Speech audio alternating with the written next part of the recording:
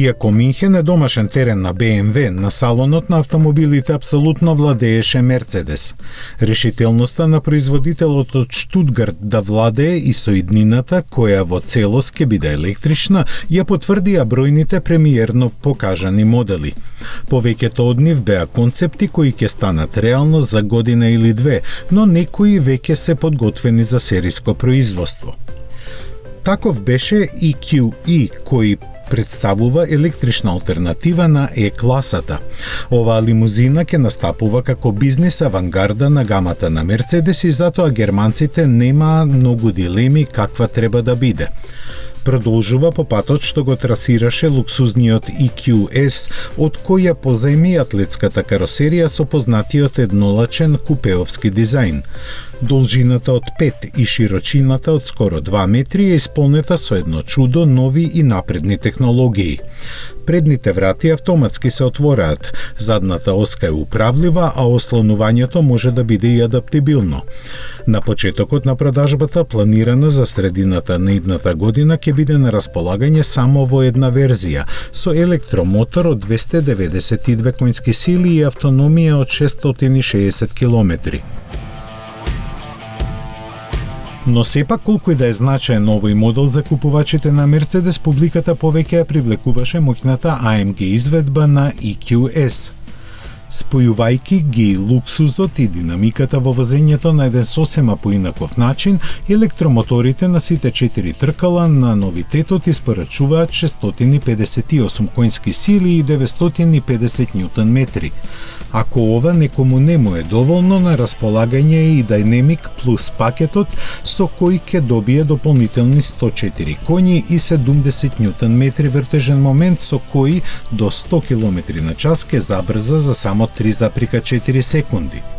Пакетот батерија е доволен за поминување до 580 км со максимална безбедност и најголем можен комфорт, што го обезбедуваат управувањето на сите тркала, воздушното ослонување и керамичките сопирачки со диаметар од 440 мм.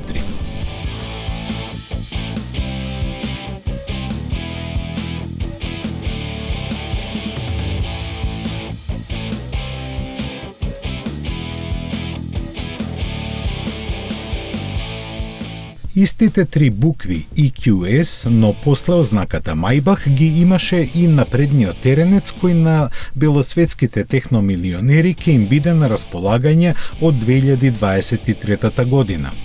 Дизајнот, подпишан од нашиот Славче Таневски, во потполност одговара на барањата на клиентелата со длабок джеб и изобилува со луксуз на ниво кое големата маска недвојбено го истакнува. Двобојниот екстериер, хромираните детали и огромните 24-инчни тркала исто така. Интериерот е исполнет со најквалитетни материјали и најнова техника, во која ќе може да уживаат само 4 патници, бидејќи задните седишта се единечни. Меѓу нив се протега централната конзола со командите за инфозабавниот систем, чаши за шампањско и ладелник за него, па дури и вазна за цвеќе. Мерцедес не беше многу расположен уште сега да сподели и детали за него, но се знае дека ќе има електрична автономија од околу 600 километри. За цената никој не се осмели да праша.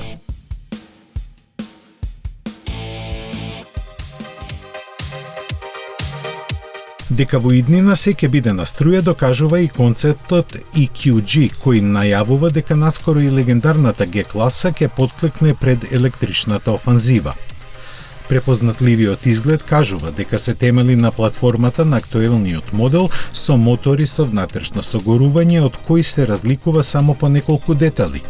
Концептот имаше двобојна каросерија, LED светла на покривот, посебни тркала од 22 инчи и нова маска која свети. За внатрешноста се предвидени повеќе дигитални екрани, најквалитетни материјали и богата опрема, додека погонскиот систем не е познат. Но кој и да биде, две работи се сигурни, дека ќе биде моќен и дека ќе ги задвижува сите 4 тркала. Не е точно познато никога ќе се појави во продажба.